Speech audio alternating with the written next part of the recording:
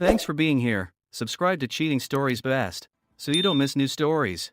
Can a coworker befriend a boss? Yes, only if they. Today's story has a similar plot. Enjoy the show! What can I say? I lacked common sense and got married. Hell, here I was, a 45-year-old man married to a 22-year-old woman. What the hell was I thinking? Most people would probably say that I clearly wasn't thinking with my head, but that's not entirely true, though it was the case to some extent. I'm rich and wealthy by some standards, but most people don't know how much I'm actually worth. I dropped out of school and eventually got my GED. My mom and dad divorced when I was young. I have one brother and two sisters. Dad left us with nothing, and Mom worked as a waitress, trying her best to provide us with a decent life. We rented an old house outside the city, which was in a rather dilapidated condition. I felt so sorry for my mother. Every evening, I came home and prayed that everything would work out. I immediately decided to help her. I sold newspapers and worked at the local grocery store, but it wasn't enough. I dropped out of school in my senior year. Mom argued with me, but she knew I was doing it to help the family. I was 18 at the time and got a job in a truck warehouse. I was a smart kid when I applied myself. I helped load trucks for 10 hours a day and made a decent salary. My mother and I had enough money to live a fairly normal life. My brother and sisters might not have been dressed in the best clothes, but their clothes were neat and clean. Mom was one hell of a frugal shopper. Things started looking up for us. I worked at the warehouse and learned everything I could about trucks and warehousing. One day, I decided to take a truck driving course. After I got my CDL license, the money got even better. I became a truck driver, and whenever I wasn't on the road, I helped load. I was making really good money. I started putting half of my paycheck into a savings account and gave the other half to my mom. My younger brother received a full scholarship to a local college for playing football. My sisters, who were still teenagers, were twins and always dressed alike.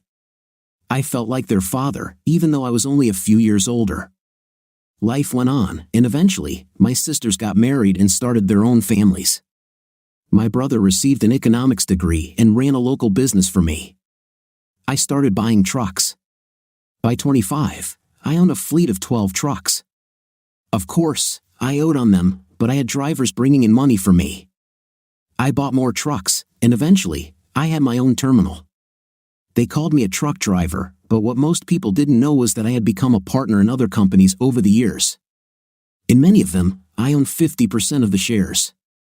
I didn't have to own the business, but I had a lot of control over it. I was a silent partner, so to speak, but when I spoke, people listened.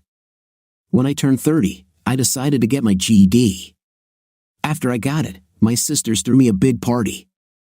Various aunts, uncles, and cousins were present. I often wondered where they were when Mom needed them, but now that we were financially stable, they were here. I was just glad to have family nearby. I wasn't bitter. I loved my family and knew they cared about me. After we all separated, Mom remarried a nice gentleman. He worked in one of my businesses but didn't know I was the controlling shareholder. In fact, all my relatives worked in factories, offices, and terminals where I had heavily invested. I was going to make sure my family members didn't get fired. I didn't show off my possessions, but people knew that the terminal and some of the trucks belonged to me. I started allowing my drivers to buy trucks if they wanted, which meant less maintenance for me. Well, I think you get the financial picture here. Now, about my night's life. It was good when I started working. I dated several local girls. I didn't intend to get married, it just wasn't for me. It was as if I had already created a family with my brother and sisters. I was happy with my life and could find a woman almost any time. My dilemma has always been, did they want me for myself or for financial reward?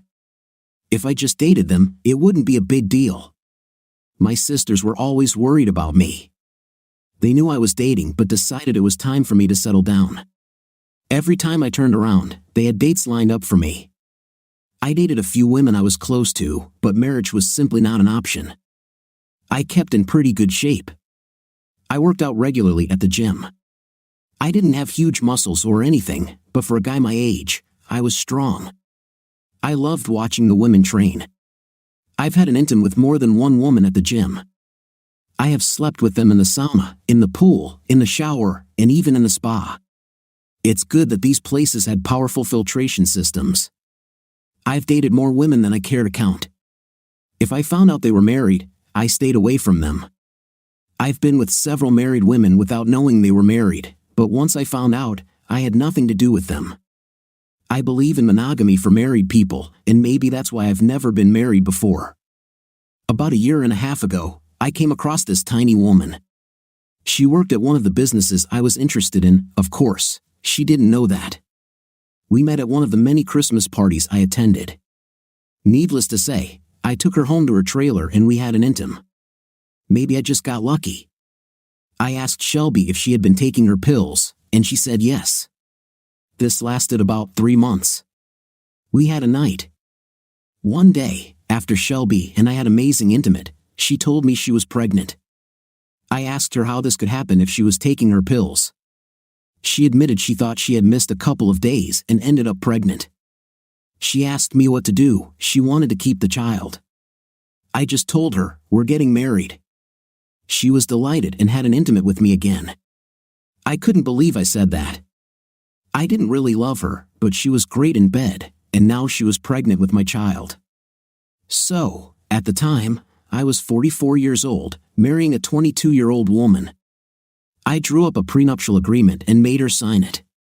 We also agreed she wouldn't take my last name. She was too well known, and I preferred she keep hers. She had no problem with that, which seemed a little strange to me. We flew to Las Vegas and got married. I guess you could call it a honeymoon, as we spent a week there. When we returned and my sisters found out, they were furious. "Damn, Randy, she's almost the same age as our kids," my sister Barb said. "Look, you wanted me to get married, and I got married. Now you're angry she's not older?" "She's 22, and your kids are just teenagers," I replied. "You're our big brother and you've always been so smart. We wanted you to marry someone older, with a lot of wrinkles," she said. "Okay, Randy, we'll try to accept her into the family, but it won't be easy," Barb continued. "Hey, Barb, she's a great lover." I laughed, and Barb slapped me. About 2 months after Shelby told me she was pregnant, I asked her why her belly wasn't showing. With tears in her eyes, she said it was a false alarm and that she had just started her period. She was afraid to tell me because she thought I'd believe she tricked me into marrying her, which was probably true. One day, she asked me about our finances. Of course, she had moved into my house, which was really nice, but not an estate. I didn't need anything more. I had a housekeeper who came twice a week to clean, and I ate most of my meals out. I was happy with my lifestyle. I told Shelby I didn't want to change anything. I would pay all the bills, and since she wanted to keep her job, I told her whatever she earned was hers to spend on herself. Sometimes, I'd give her a few $100s to spend as well. She then asked me about the prenuptial agreement. She said she never fully understood it but signed it because she loved me. I knew that was nonsense, but I didn't say anything. I explained the agreement to her. All assets before the marriage would remain unchanged, meaning I couldn't claim anything of hers in the event of a divorce, and vice versa. She didn't have anything, but I thought that was a good way to explain it. Now she knew that in case of divorce, she wouldn't get much. I also told her that if I cheated on her or asked for a divorce, I'd have to give her $500,000, unless we were both unfaithful, in which case, nothing would happen. I could see her young mind working. What a naive young thing she was. It's a shame she was so foolish. If she had left things as they were, we could have continued like that. I enjoyed night with her, and her body was great too, but all good things must come to an end. We had been married for about 6 months when she came home one day and said that some woman at work was delighted by me. In fact, she said the woman had a crush on me and that I should meet her. How stupid could this excuse be? "So, you're saying this girl wants to have a night with me, and you're okay with that?" I asked. "Well, I guess if you want, I won't stop you," she replied. "What's in it for you? Is there some male colleague involved here?" I asked. "She's married, but she and her husband sometimes switch partners." So, you'll have an intimate with her husband while I'm with his wife, is that the game plan, honey? Only if you want. I thought we could go to dinner, and you can see if you want to continue. She's older but a beautiful woman, she replied. Now, I'm smart and own a number of companies. I'm good at reading people, so my 22-year-old wife offers me another woman. She's doing all this for me, or so she says. I knew this marriage wouldn't last, but the intimate was good while it lasted. I decided to play along with their plan to see how far they would go. I think the doormat has more common sense than my young wife. Okay, honey, you organize everything, and we'll see how it goes, I smiled. I decided to make a few inquiries to find out what was really going on. I contacted a friend at my wife's workplace and told him what I needed. In a couple of days, I had the information. Turns out, my little wife was dating Chuck Woody. He was her manager, well, more like her boss. Records showed he had been working there for 5 years, and my faithful wife had been there for 3. Looks like they were an item even before she married me. Strange. I wondered if he was the married man who wanted to share his wife. According to my sources, he'd been divorced for 3 years, around the same time my wife started working there. His ex-wife's name was April, and they had no children. Well, thank goodness for that, considering the kind of smart kids they might have had. Shelby and Chuck were recently spotted together at a restaurant several times. It wouldn't be odd since he was her boss, but it fit into the bigger picture. I was surprised to find out that he had a good work record. Maybe he was using Shelby, or maybe he actually loved her. Either way, this was starting to feel like some twisted game, let's call it deceive your husband. I decided not to tell my sisters or brother about this until it was all over. That evening, Shelby came home excited. She told me that June would be my date and she was glad I had agreed to it. We were planning to go out on Saturday evening. Shelby asked for extra money to buy nice clothes and jewelry, so I gave her $1,000, thinking she'd get something decent. I asked her about June's husband, and she said his name was Chuck Woody. Interesting. I only had 1 day to gather all the information about June Woody. I thought the last name sounded fake. My sources came through quickly. Of course, there was no June Woody, but there was a June Ross. She was 38 years old and had been with the company for almost 14 years.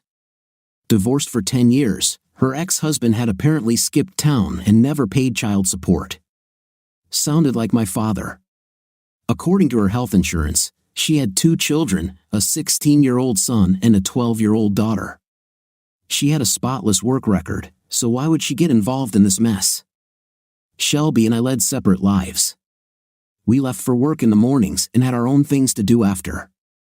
I usually went to the gym and then ate out for dinner. Sometimes Shelby would join me, but mostly we met at home. It didn't take a genius to figure out she was having an affair and plotting something. Saturday rolled around, and we were off for our double date. I knew this was her attempt to set me up for $500,000. The thing is, if she had just asked for a divorce, I would have given her a couple $100,000 and let her go. But no, she had to try for more. That was her mistake. We went to a fancy restaurant, the best. Lounge, orchestra, everything top-notch. I figured I was paying for it, so she picked the nicest place. As we walked in and the head waiter led us to our table, I noticed a mismatched couple at a far corner. I knew they'd seat us next to them. The woman looked nervous, but I had to admit, she was stunning, drop-dead gorgeous, wearing a low-cut dress that showcased her ample cleavage. Her so-called husband, on the other hand, looked like he didn't belong there, way younger and not on her level. We sat at our table, alternating places. Shelby played her part well, introducing us all. I kissed June's hand, and I could feel her trembling slightly. She was definitely nervous. We engaged in casual conversation, but every time I asked the question, they answered too quickly. I won't bother repeating all their lies. I just wanted to hear them dig their own graves. Before dinner, we decided to have a drink and dance. I looked at June and asked if she'd like to dance. She stood up, and I could see the hem of her dress rise, revealing her thighs. She wasn't a teenager or a model, she was a real woman, curvy but not fat. She had a beautiful figure, with breasts that begged to be admired and hips that you wanted to hold on to. We headed to the dance floor. As we passed the orchestra, I slipped the musicians $20 and asked them to play 4 slow songs in a row. They smiled and nodded. June and I danced away from our table while Shelby and Chuck sat talking. I complimented June on how beautiful she was, and then tears welled up in her eyes. "I can't do this," she whispered. "I'm sorry, I just can't." "Can't do what, June?" "Sleep with me?" I asked. "Yes, no. I don't know. Not like this. Please, let me go," she pleaded. "June, I know about those 2 idiots back there trying to scam me out of $500,000. Don't worry, it's not going to happen. What I want to know is, why would a beautiful woman like you agree to be part of something so ugly? I'm sorry, it was stupid. I don't want to do this." "What will my kids think?" she asked, looking at me, since her so-called husband had just claimed they didn't have children. "It's okay, June. I know you have 2 kids. So why were you ready to sell yourself to these 2 idiots? Do they have something over you?" "Oh God, no. What have I done?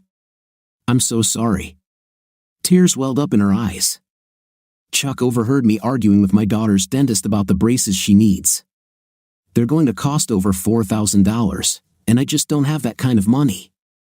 My husband left me 10 years ago and never paid child support.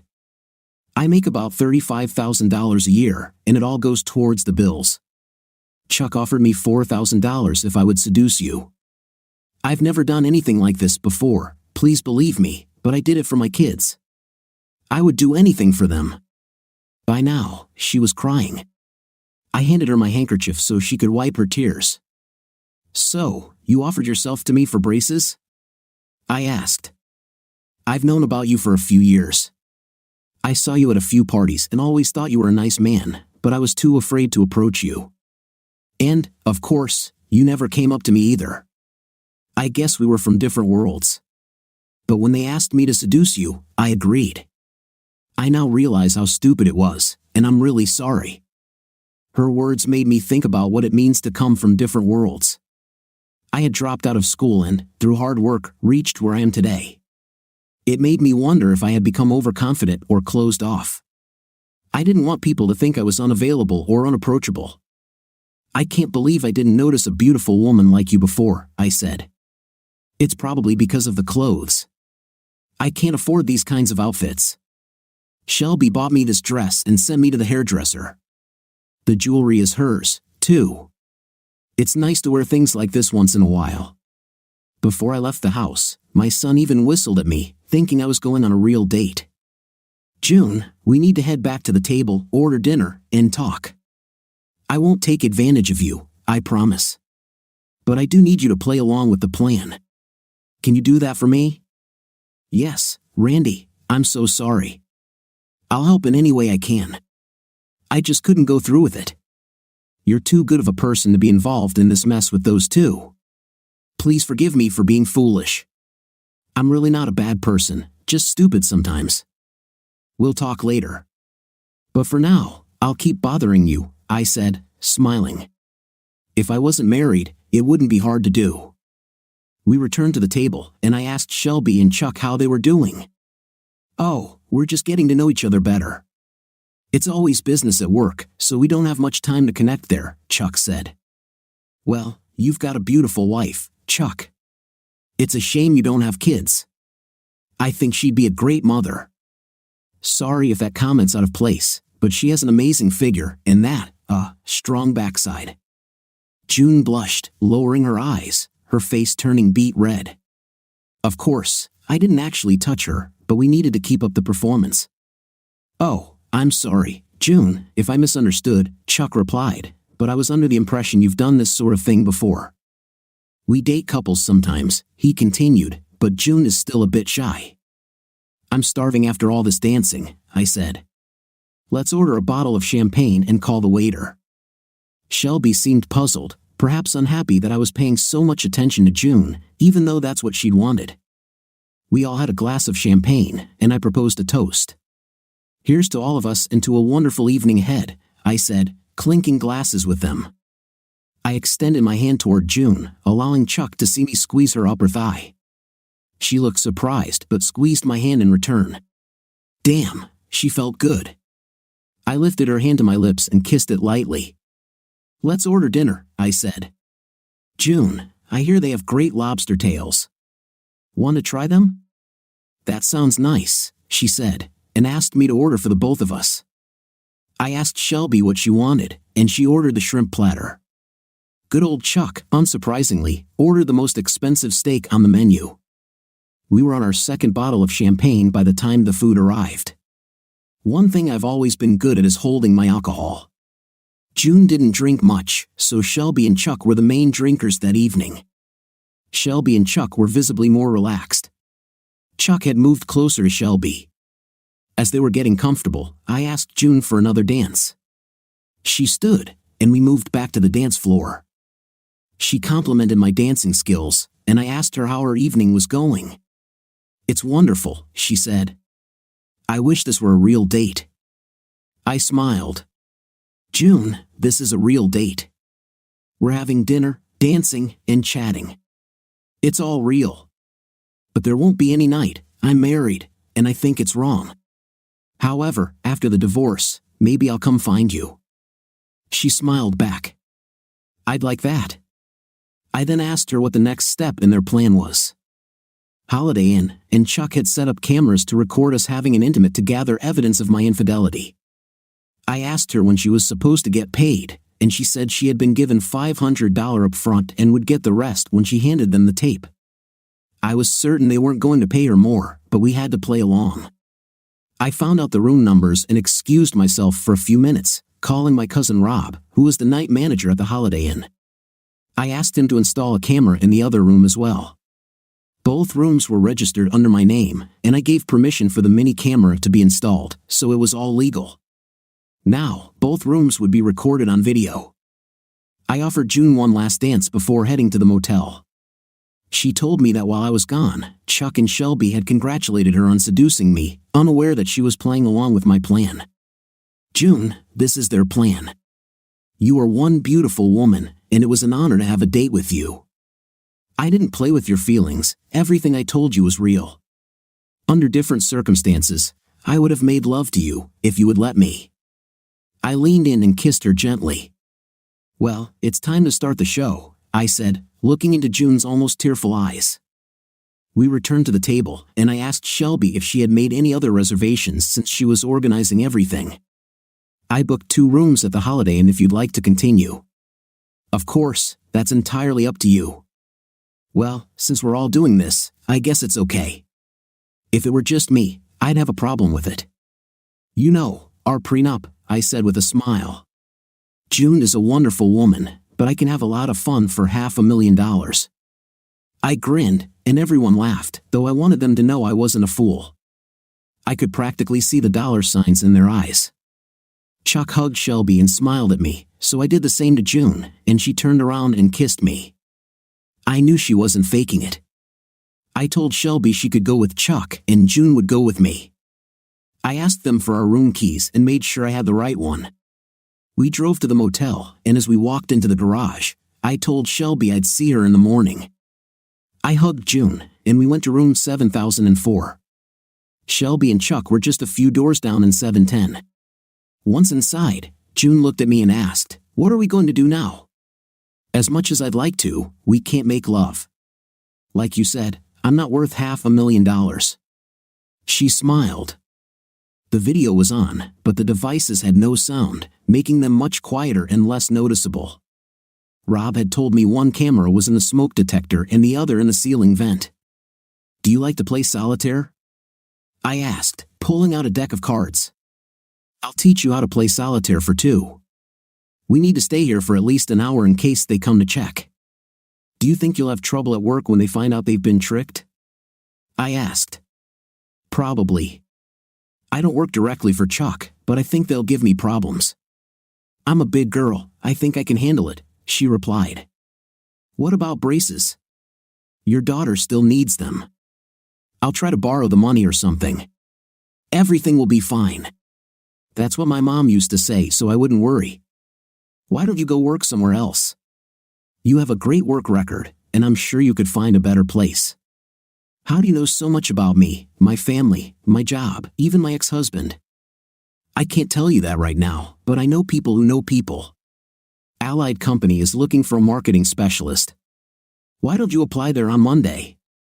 She smiled and said, they say you have to know someone to get in. It's one of the best places to work in the area. I smiled back.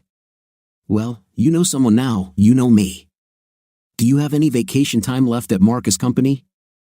Yes, I still have 2 weeks. Why? I took out one of my gold business cards and wrote on the back, Margaret's replacement, Randy R. I don't want you back at Marcus on Monday. Call them, tell them you're taking time off, and give this card to the receptionist at Allied Company. Got it? Yeah, but. No buts. You have to trust me. Just do as I ask. Will you? Yes, I will, she replied. We ordered a bottle of wine for the room and talked while playing solitaire for more than 3 hours. Well, June, as much as I'd love to lay you down on this bed and devour you, it's time for me to take you home. Are you ready? We opened the door and quietly left. As we passed Shelby's room, we heard the sounds of intimate. It seemed they were still going at it. When we got to the service counter, I told Rob to give our tape to Shelby in the morning and to leave the tape from their room for me to pick up the next day. I took June home and told her it was one of the best dates I'd had in a long time. He reminded her about Monday, and then, unable to resist, he leaned over and kissed her. I walked her to the door and kissed her again. There were no cameras to worry about. She took off the jewelry Shelby had lent her and asked me to return it, then disappeared into the house. I got into the car and drove home. I actually felt a little sad. June was a wonderful woman, and her life reminded me of my mother, who worked hard to take care of her children and make ends meet. I wanted to help make her life easier. Shelby came home Sunday morning and asked when I arrived. I said I came back last night because June wanted to go home, so I took her. So, Shelby, how was your evening with Chuck? I prefer not to talk about it, if you don't mind, she answered. Okay, as long as you don't ask me about my date. Although June is a lovely lady, and I don't understand why she would marry such an arrogant fifth place, I said, trying to irritate Shelby a little. What's wrong with Chuck? I think he's a really nice guy. I don't think he's arrogant, Shelby replied. I don't know exactly. There's something very fake about him. I can't pinpoint what it is, but I wouldn't trust him. He may be your boss, but he's still full of crap. Shelby looked at me angrily and said she didn't feel well and was going to lie down. At about 7 in the evening, the phone rang. Shelby answered, and I only heard half of the conversation, but I knew it was Chuck. What? He's not? Nothing at all? Cards? No, he never said he came back last night. Then in a low voice, she whispered, wait, I'll deal with this tomorrow. Hell no. I can't ask him anything, then he'll know something's wrong. Okay, we'll talk tomorrow. Yes, I love you too. Bye. Who called? I asked. Chuck called and said he and June had a great time and thanked us for paying for everything. So, how did things go between you and June? We've already discussed this. No comment, remember? It was your idea. Oh, by the way, June said thank you for lending her the jewelry, I said, handing it over. She said it was very nice of you. I think she considers you a real friend. Oh. I need to go out for a while. Do you want me to get anything? I asked, though I knew she wanted nothing more than for me to leave the house. I think she needed to talk things over with Chuck. Things hadn't gone according to their plan. I chuckled as I got into the car and headed to pick up the recording. I received the recording and asked to use the room for a few minutes to check it out. I used their office and fast-forwarded through most of it. They worked really hard, and after resting, they did it again before heading home. At least they cleaned up after themselves. After that, I went out for dinner while contemplating my next move. When I got home, Shelby was already in bed. I know this may seem strange, but we slept in separate rooms. I was used to sleeping alone, and that's how it was. The funny thing is, looking back, Shelby never even questioned the separate rooms. I guess she didn't want to sleep with an old man, or at least an older man. The next morning, I left the house before Shelby got out of the shower. I had a lot to do. I went to my office and started making calls. I had to drag a few people out of bed or out of the shower, but I didn't care. I called Marcus Company, Allied Company, and then my lawyers, making appointments for that day. June woke up early, not knowing what to expect. She dressed in her best business suit and sent the kids off to school. She had to call Marcus Company to tell them she wouldn't be coming in and would be taking a few days off. Randy didn't give her much explanation, and she hoped he wasn't playing with her. She really liked him, and now her life was in his hands. At about 10 o'clock, she headed to Allied Company. She had always dreamed of working there. It was a symbol of success in their community. When she approached the receptionist, she asked, "How can I help?" "I came to apply for a vacancy," June replied. "Sorry, we're not hiring at the moment," the receptionist said. June handed her the card Randy had given her. The receptionist read it and asked her to wait, saying it would only take a minute. June watched as she walked into an office and returned a couple of minutes later with a gentleman. He extended his hand to her and asked, "Mrs. Ross, I presume?" "Yes, I'm June Ross." "Randy sent me here to apply for a job," she replied. Yes. "Margaret is retiring, and you are her replacement. Please follow me." Did he say that I was Margaret's replacement or that I was applying to take her place? I haven't even given him my resume yet. I followed him to another office, and he said, "It's nice to meet you. My secretary will handle your paperwork." Then he left me with the secretary. "Hi, June. I'm Audrey. Welcome to Allied Company. We need to go through all your legal paperwork and get everything straightened out. Would you mind filling out these forms?" She smiled. "Audrey, I came to apply for this position. There must have been a mistake." "I haven't even interviewed yet," I said. "Sorry, June, I guess I thought you were in the know. When you received that card from Randy, it was as good as any interview. You've got the position. After you fill out the paperwork, we'll discuss the details. You'll start work tomorrow. Shouldn't I give Marcus Company 2 weeks' notice? It doesn't seem right to just leave. They were a pretty good place to work. Marcus Company is a subsidiary of Allied Company. Most people don't know this. We're in charge, so to speak. Your records are already here. We just transferred them to our computer. You'll retain all of your seniority and benefits, although some will be improved. We'll discuss that as well. So, if you fill out the paperwork, we'll get started." That was incredible. I got the job, with better benefits, and didn't even have to interview. I wondered what my salary would be, but I was almost afraid to ask. I filled out the tax forms and gave them to Audrey. She really was a friendly girl. She offered me a cup of coffee, and we both had a cup. "June, I know you have 1,000 questions, and I'll try to answer them. I'll tell you some important points and give you books and pamphlets to read at home. After we finish with the documents, I'll guide you through the office and introduce you to Margaret, the woman you'll be replacing. She's retiring next month after 30 years with us. It's a great position, and you were very lucky to get it. Hopefully, I can replace Margaret. She seems like a really nice person. You can handle it, or Randy wouldn't have vouched for you. All I can say is, when Randy talks, people listen. It's simple. Now, I know you're wondering about your salary, but we're probably afraid to ask. You'll start at $60,000. What? $60,000? That's almost twice what I earned.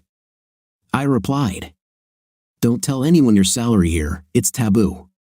This position was supposed to start at $50,000, but Randy said to give you credit for your 14 years at Marcus.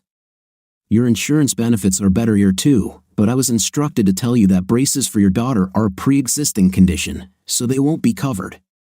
The good news is, here's a check for $4,000 as a bonus for accepting this position, compliments of Randy for helping him. I started crying, and Audrey had tears in her eyes too. I think it's something about being mothers. Audrey told me she has 2 children, who are now in their 20s and living on their own. They also needed braces as children.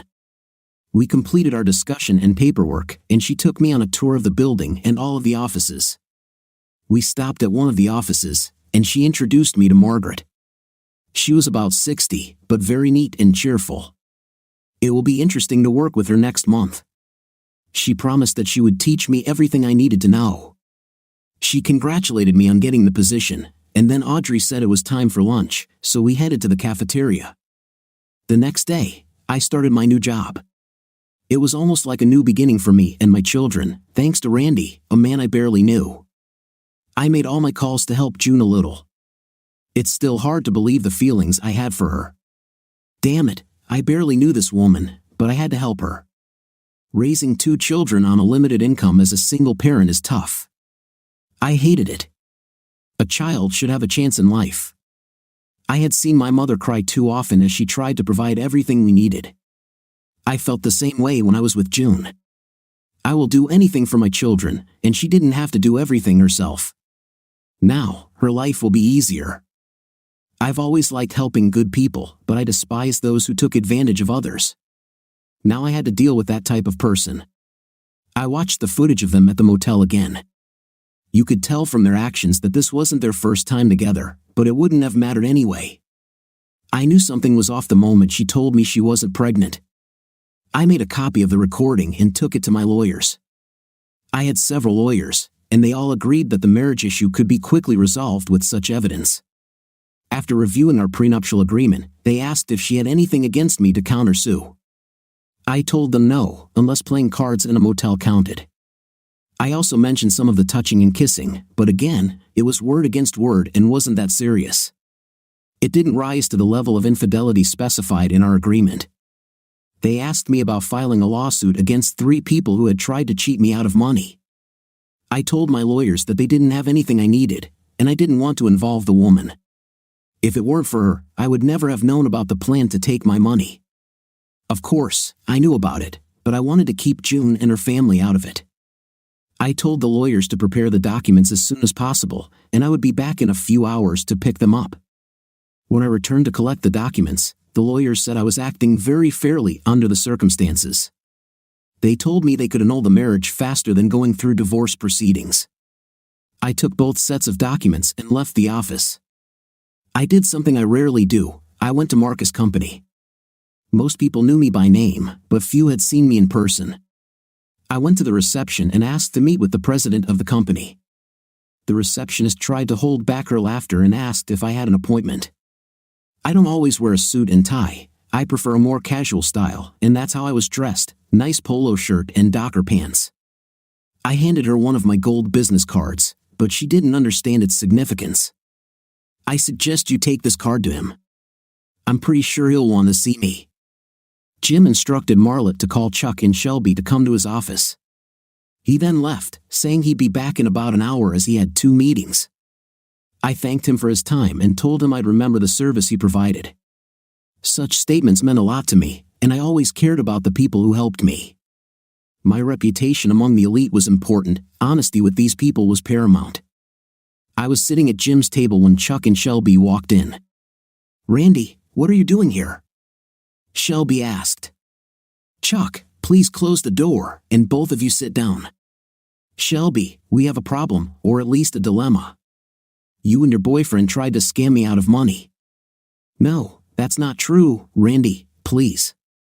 Please be quiet and let me continue. You'll have a chance to explain later. I know that you and Mr. Woody have been friends for many years. You tried to set me up and cheat me out of $500,000.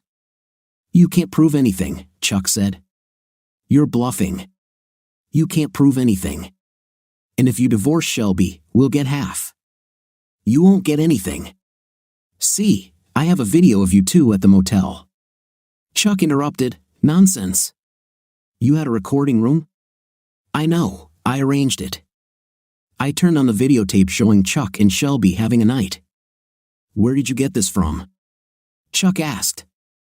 "Now, do you think the court will believe my recording or the one you have where we're just playing cards and drinking wine?" I asked. Shelby was getting nervous. I looked at her directly as I continued talking. "Shelby, we can make this easy or very hard. My lawyers have drawn up several options. I can charge you with fraud, and we will all go to court and fight, or we could. Chuck interrupted me again. You won't go to court. You don't like publicity. It will damage your image. You will never take us to court. Shut up. I'm tired of listening to you. Damn, you are sadly mistaken if you think I won't take you to court, throw you in jail, and not lose a minute of sleep over it. Like I said, Shelby, we're getting a divorce. I think you understand this very well. We can use our prenuptial agreement, and you will leave with what you brought into the marriage, which is basically nothing. You can take back all your personal items that you bought and the gifts I gave you. She sat in tears. I almost felt sorry for her. I looked at Chuck. Chuck, I was thinking of offering you $250,000 to move to West Virginia and work there. $250,000? Of course, I'll take it, Chuck replied. There's one condition, Shelby stays here.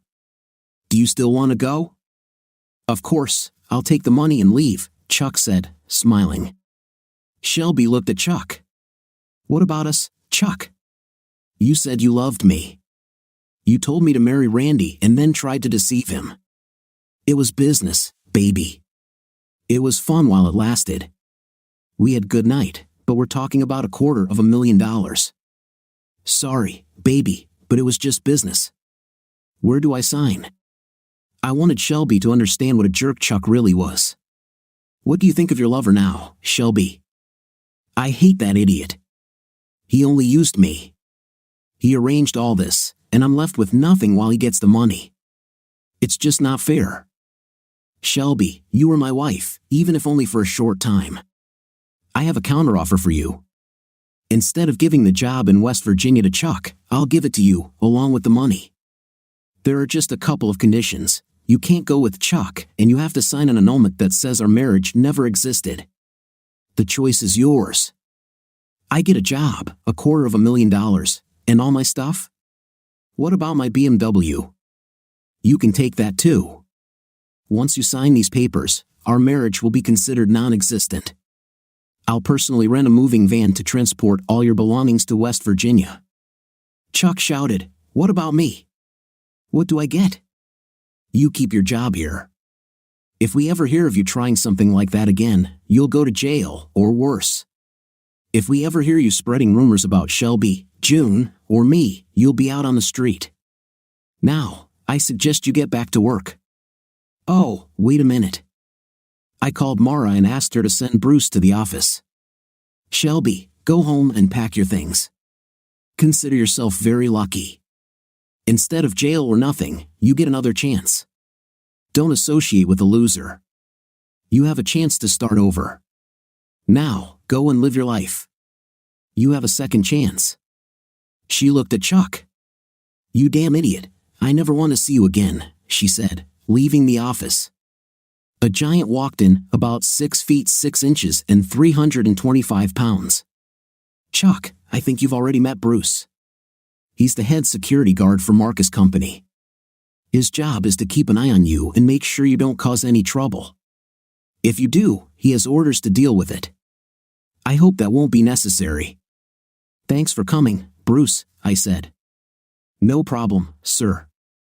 You're welcome, he replied, leaving the office. One last thing, Chuck, I wanted to kick you out, but Jim saved your 5th place. Make sure you do a great job here so Jim doesn't regret his decision. By the way, you were never going to get the money. I just wanted Shelby to see what kind of person you are. Now, get back to work. When Jim returned, I told him everything that had happened and suggested we invite him and his wife to dinner. He agreed, and we met a few hours later. I ordered from the restaurant Shelby used to like. Their lobster was great. Jim and his wife were good people, and I enjoyed doing things for good people. During dinner, I thought about June. It would have been nice if she were with me. After dinner, I headed home. Shelby had packed her things and left before I even got there. I left a check for her on the table. I ended up giving her $300,000. Most people would probably think I was crazy for giving her anything, but I wanted her to have a chance to change her life. A month later, the annulment was finalized. I contacted Jim at Marcus Company, and he said Shelby had settled in well and her management was impressed with her. I think her looks played a role, but at least she was doing well. That was the last I heard of her. Jim also mentioned that Chuck was doing a good job, but every time Bruce walked by, Chuck looked nervous. It seemed like things were getting better. It was time to face reality. I went to my sister Barb's house, where she was throwing a birthday party for my 14-year-old niece. My other sister, Brenda, was there with her family, as well as my brother Joe and his family. I was the only one who wasn't married or didn't have kids, but I was a good uncle. Barb looked at me and asked, "Where's your wife? Where's Shelby?" "We're not together anymore. Our marriage was annulled last week," I said. I didn't go into details. I didn't want to involve June. Brenda nodded. "Wise decision, brother. We invited Shelby to every family event, but she never showed up. It seemed like she really didn't want to be part of the family." "Where did she go?" "She transferred to the West Virginia office. I think it was a good move for her." "How much did it cost you?" Randy asked. "I gave her some money for travel and to start a new life." "The amount isn't important," I replied. Brenda asked if I would go to her husband's 40th birthday, which was in 2 months. I said I wouldn't miss it for anything. They were having a big pool party and barbecue, and they said I could bring a companion if she was an adult. I told them my life with Shelby was over, so they could find something else to tease me about. Barb mentioned that her daughter Sherry needed to have her tonsils removed on Friday. She asked if it would be okay for me to come and sit with her during the surgery. Her husband was a truck driver and would be on the road. He was going to take the day off, but she convinced him that having tonsils removed wasn't that bad. I promised that I would be there on Friday. When I went to the hospital, my niece was being prepared for surgery. I told her everything would be fine and that I would buy her a gallon of ice cream, whatever she wanted, but no nuts. "Thank you, Uncle Randy. You know I love chocolate, so it will be chocolate," I answered. Barb and I walked out to the waiting room. We had to spend about 2 hours there, including recovery time. While we were sitting and talking, I saw a young guy being brought in. He had been in a car accident. Behind him, hurrying along the corridor, was a woman. It was June. I jumped up and approached her. "June, what happened?" Of course, she was nervous. "My son Barry had an accident. God, I hope he's okay. He's a new driver, only 16, and he swerved to avoid hitting a dog and ended up in a ditch. I know he injured his leg. The paramedics said they won't know how serious it is until they take x-rays. Randy, I need to thank you for everything you've done for me, but now is not the time. Sorry, I have to find out about my son's condition." She quickly went to her son's room. It was so nice to see her, but it was a pity that circumstances didn't allow us to talk. I really hoped her son would be okay. He looked more scared than anything else. I needed to get back to Barb. "Who was that?" Barb asked. "A woman I know. Her son has just been in an accident. It seems he injured his leg. I think he'll be fine. I think I'll check on him before I go," I replied. Barb and I talked about various topics until Sherry came out of surgery. We went to her. She looked sleepy from the medication. They brought her ice cream to soothe her throat. When she was ready to leave, I gave her $20 for the chocolate ice cream I promised. She whispered, "Thank you," and I kissed her forehead. I decided to see if June was still there and went to Barry's room. Barry sat watching TV. "Hello, Barry. My name is Randy. I'm your mom's friend." "Sorry, sir. She's back at work. She won't be here for another couple of hours," he said. "How is your leg?" I asked. The doctor said I was lucky. It was just a sprain.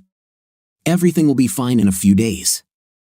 Everything else is just scratches and cuts. "So you're going home today?" The doctor said he would keep me until the morning. I've been given a lot of medication, and they want to make sure I don't have a reaction to it. "I'll tell Mom you came by." "That was nice of you." I gave him one of my business cards with my personal cell phone number. "Barry, give this card to your mom and ask her to call me." "Sir, what is this about?" Sorry, but this is my mother, and I'm trying to look after her, he said. I smiled. He reminded me of myself at his age, always taking care of his mother. Barry, your mom and I are friends, and I'd like to ask her out. I don't know your phone number, and I would consider it rude to just show up. If she is dating someone, I will understand and won't bother her. Sir, you seem like a good person, but my mother really doesn't date many people. You may be wasting your time. Why is that? There's one guy my mother likes, and she's waiting for him to call. I don't know him or why she's waiting, but she's turned down a lot of dates. I thought I should tell you this and maybe save you some time. Is the guy she's waiting for the one she went out with 2 months ago when you whistled at her? How did you find out? Mom must have told you. Are you that guy? Yes, it's me, Barry. Now will you give her my card? I asked. Of course, sir, and thank you for visiting me. I was sitting at home reading the newspaper when the phone rang. Hi, this is Randy, I replied. Randy, this is June. My son gave me your card and said that I should call you. What could it be that couldn't wait until tomorrow? Where are you calling from? From the hospital. Barry said to call right away. Are you all right? I started laughing. June, I just asked you to call me. Honestly, I just wanted to ask you out on a date. June looked at Barry, who was sitting there dying of laughter. I could hear him laughing through the phone. You little prankster. He told me it was urgent. I heard her say to Barry, Mom, I know you're crazy about this guy, and I didn't want him to slip away. Besides, if I stay the night at the hospital and my sister is at Grandma's, you can go and have a good time, she whispered. He didn't say anything about tonight. Perhaps he means sometime in the future. He's quite an important person. I don't think he'll just drop everything to ask me out, she told Barry, who continued to laugh. Hello? Hello? Is anyone there? I said, knowing that June was holding the phone in her hand. Sorry, Randy. I think I made a fool of myself thanks to my son sitting there laughing. I heard everything, and tonight will be wonderful. Will you go on a date with me today? I'll pick you up at the hospital in an hour.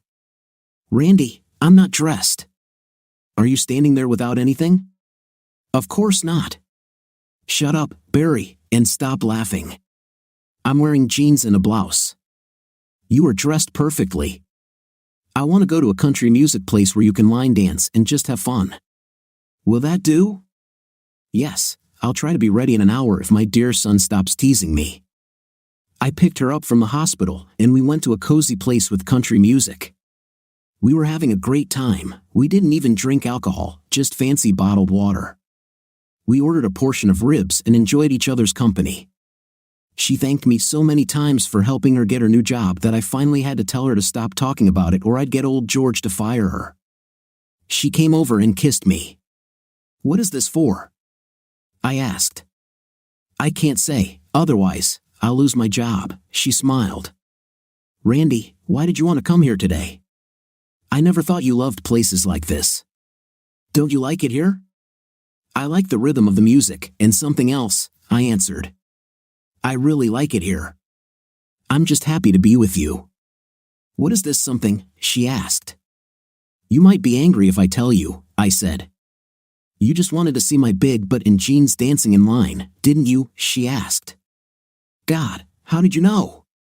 Sorry, but you're right, I replied. I was watching you while other women were dancing. So I thought you were doing the same thing when my fifth place was on the dance floor, she laughed. Well, does my fifth place satisfy you? She laughed again. Barry, I'm starting to get attached to you. I don't know where this will lead, but I want to follow my heart. I don't trust people in general, but there's something special about you. She picked up Barry the next day, and when she returned home, her daughter Kayla was there with her grandmother to meet Barry. I pulled up as they were getting ready to pull Barry out of the car. Let me help, I said, walking over to help Barry out of the car. I knew he needed to stay off the leg, and he was a pretty big guy. Hi, Randy. Good to see you again. It's nice that you came to see me, but I'm willing to bet that you didn't come because of me, he smiled.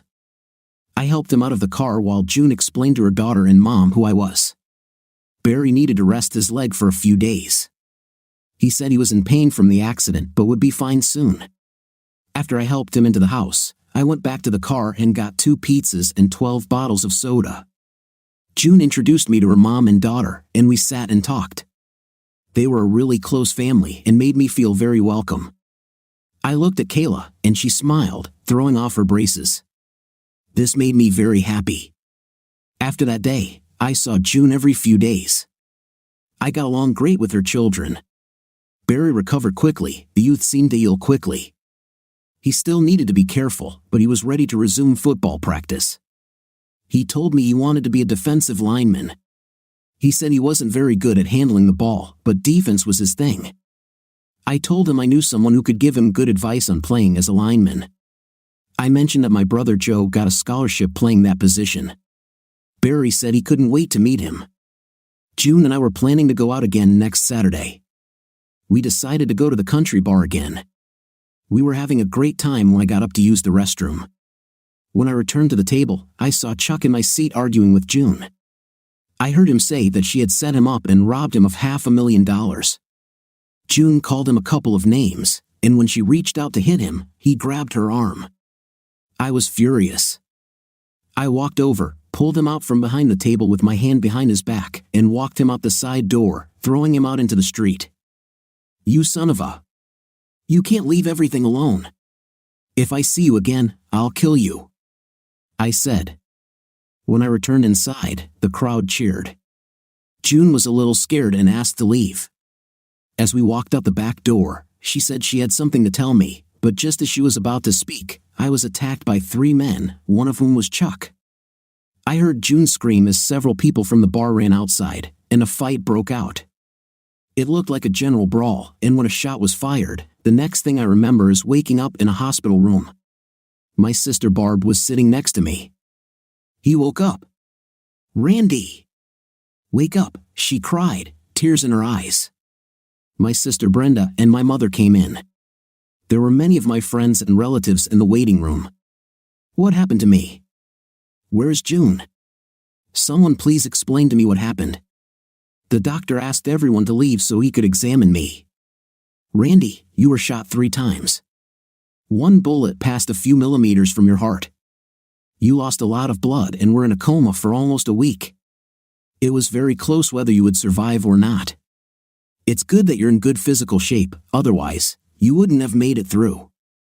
Where's June? Who hurt me? I asked. I don't know the woman you're talking about, and the police are still investigating who shot you. You were the only one who was injured.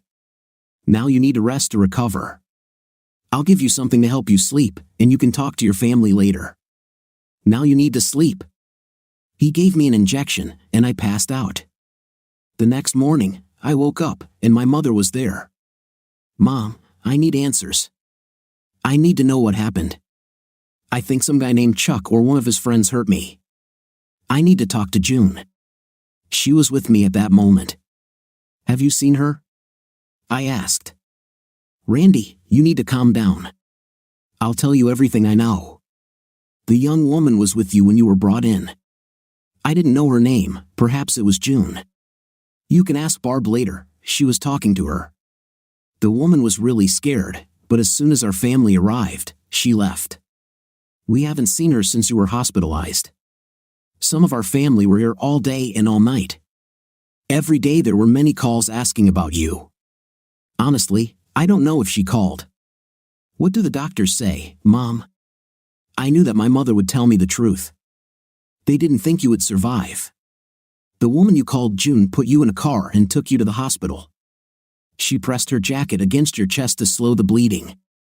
She didn't wait for an ambulance, and she did the right thing according to the doctors. If you had lost another pint of blood, you wouldn't have survived. So you can say that this unknown woman saved your life. The doctors came in smiling. Randy, it looks like you'll survive. In fact, you're getting better almost by the hour. You can be discharged from the hospital in a week. Do you feel ready to talk to the police?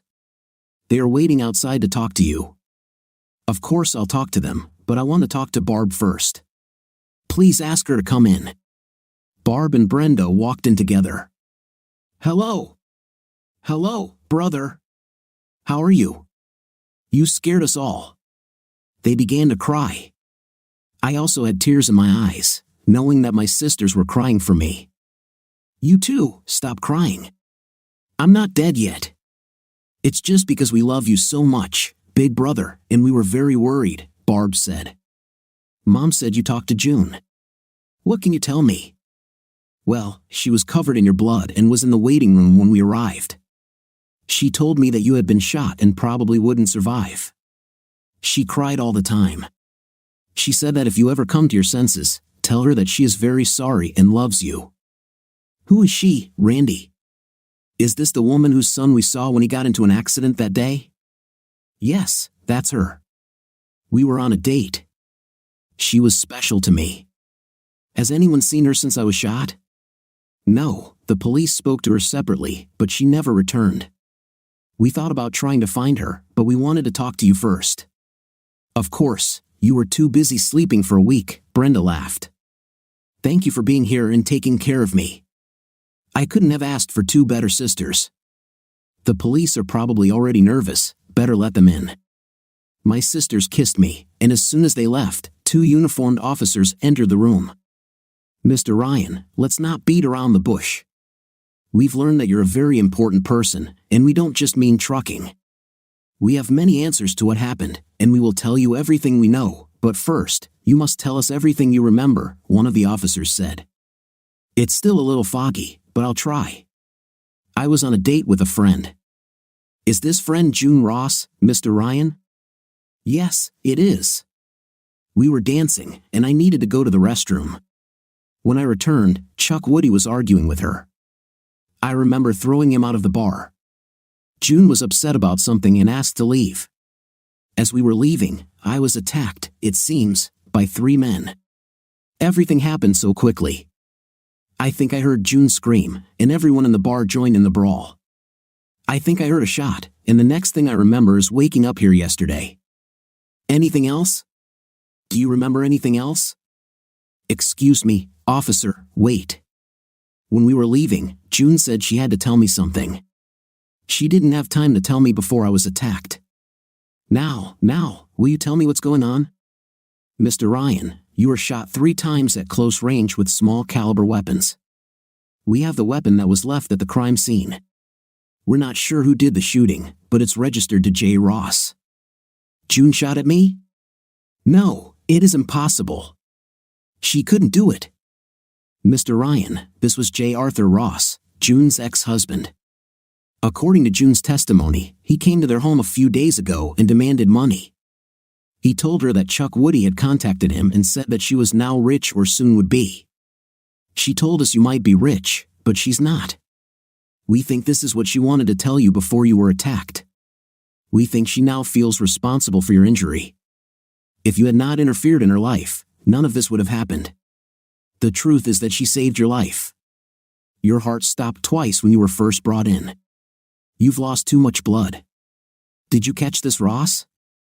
I don't want them to threaten June or her family." "That won't happen, Mr. Ryan. You see, they both turned up dead yesterday. The third person involved came to us for protection. They called him and said he was next. He was told where the other 2 were killed, and he could go there to check it out. He called us instead.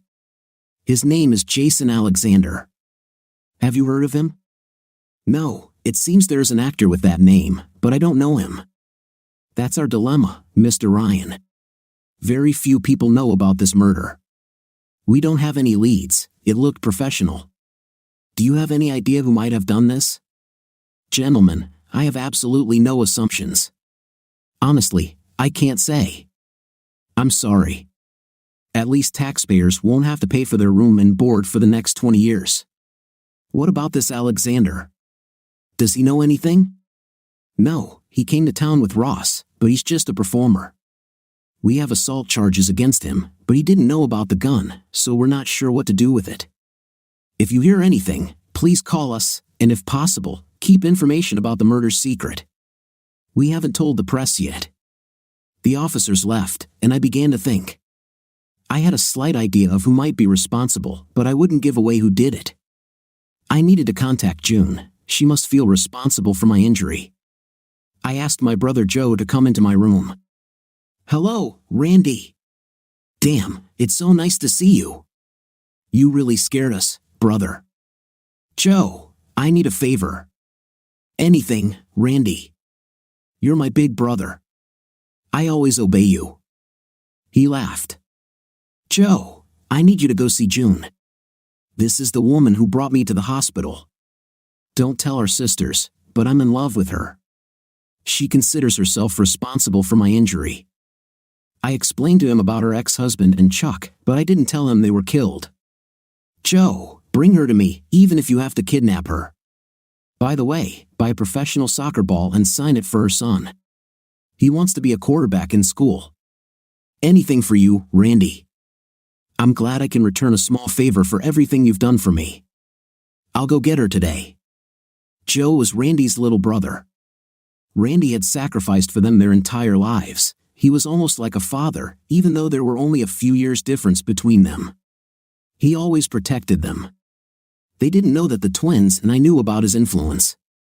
When he snapped his fingers, many people obeyed. He got everyone they knew a job, nice work too.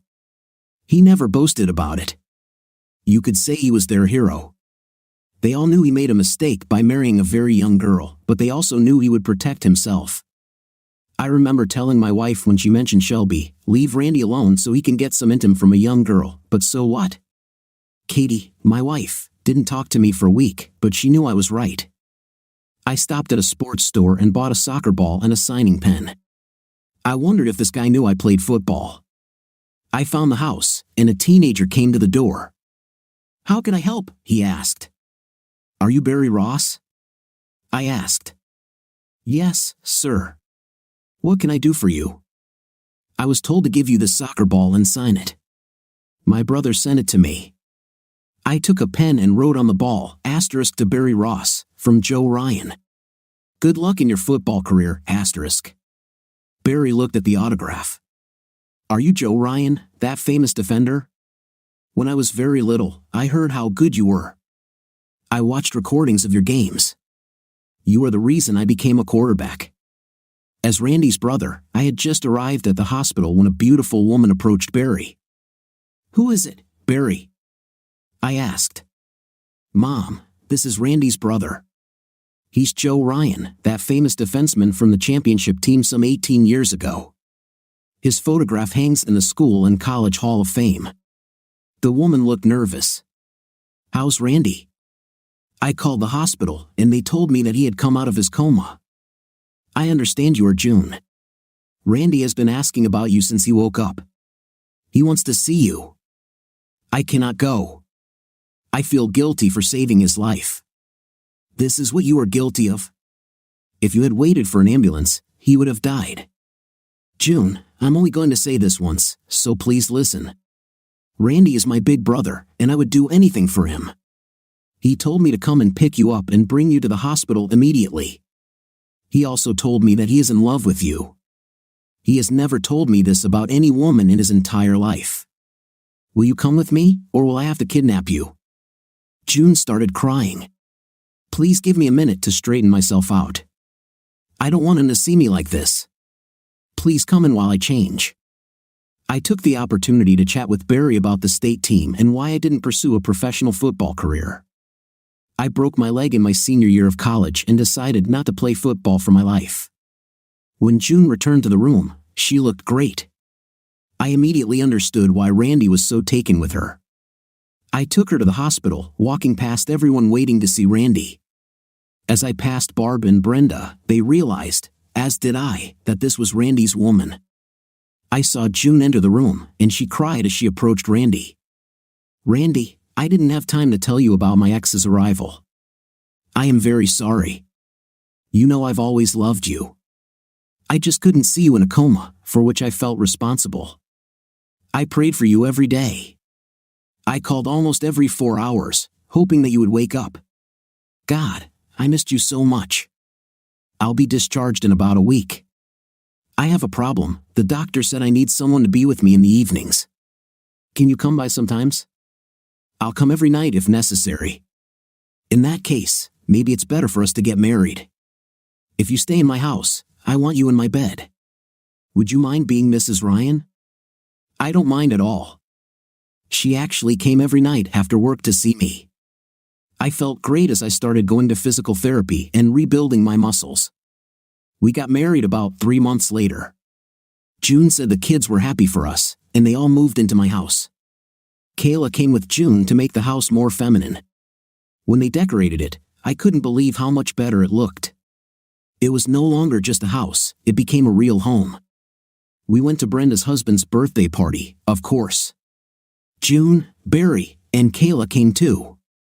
Everyone was swimming and having a great time. My sisters loved June. They came to me and told me to propose to her in front of the whole family. I told them I had already made an offer, but they insisted it was not an offer, it was more like a dying confession. June did not get into the water but stood at the edge of the pool in a one-piece swimsuit. She looked great. I came up behind her and hugged her. "Randy, what are you doing?" "You better not throw me into the water," she exclaimed, grabbing me by the neck. "If I fall, you will come with me." She held tightly onto my neck. I picked her up, and she was still holding on. "Randy, your heart. You better let me go." "June, my heart has never felt better. With my entire family as witnesses, will you be my wife for the rest of my life?" "I will. God, I will." She started crying as I jumped into the water, holding her in my arms. When we surfaced, I kissed her and hugged her tightly. Everyone applauded and shouted. Barry said, "Well done, Randy. Well done." The story of Chuck and Jay Ross finally made it into the newspapers. It was a little tough for Kayla and Barry. Their father, whom they barely knew, tried to kill me. We talked to the kids and told them that if they needed therapy or someone to talk to, they should tell us. The police never found who killed the two men. Our wedding was a grand event attended by the presidents of all companies in the city. Relatives came from all corners. I told June we were millionaires. She eventually quit her job and became my secretary. We traveled often and eventually bought a big house. I considered Kayla and Barry my children. Sometimes they called me Dad, sometimes Randy.